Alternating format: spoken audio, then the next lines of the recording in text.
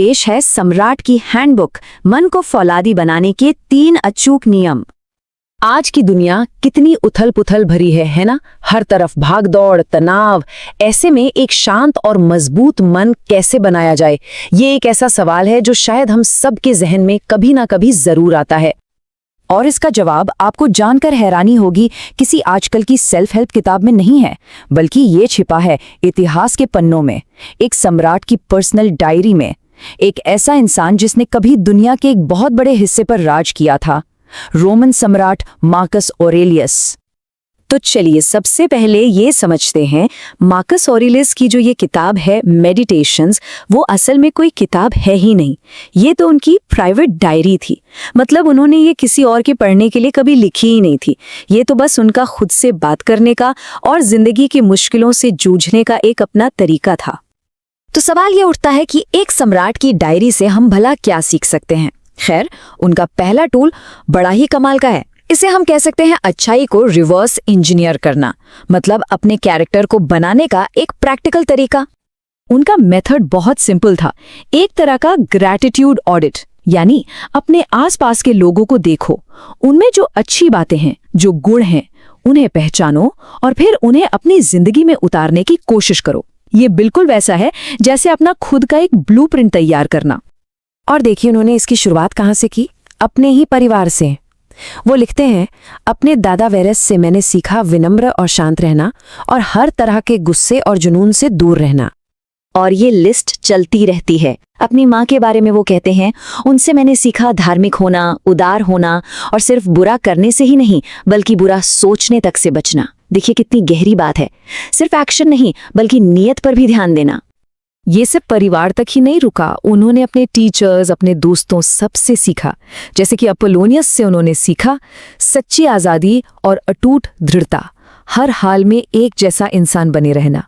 मतलब वो जिंदगी के हर इंसान में एक टीचर ढूंढ रहे थे। तो इस पूरी एक्सरसाइज का नतीजा क्या निकला?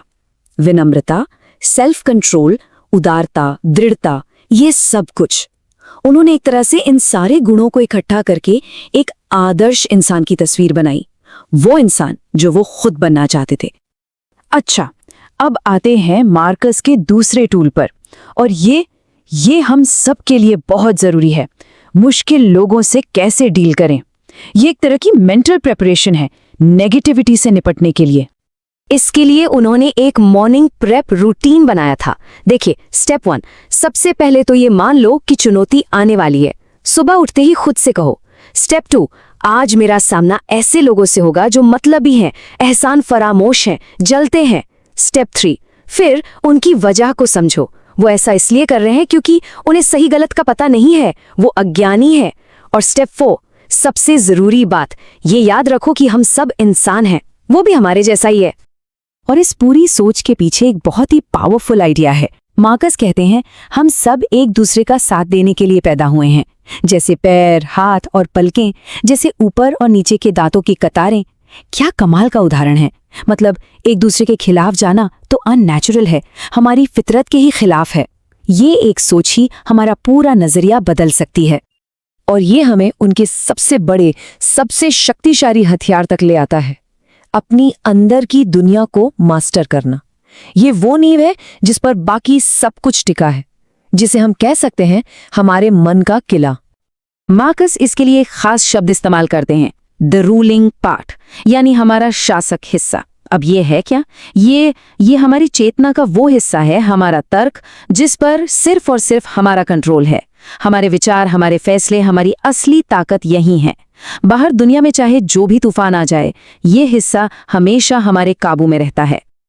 मार्कस के हिसाब से हमारे 2 हिस्से हैं। एक तरफ है हमारा शरीर, मांस, खून, हड्डियां, एक बुना हुआ, उलझा हुआ काम। और दूसरी तरफ है हमारा मन, द रूलिंग पार्ट। और वो हमें साफ साफ चेतावनी देते हैं कि अपने इस शानदार हिस्से को, अपने मन को कभी किसी का गुलाम मत बनने देना। तो जब हम इन तीनों आइडियाज को एक साथ रखते हैं तो हमें क्या मिलता है?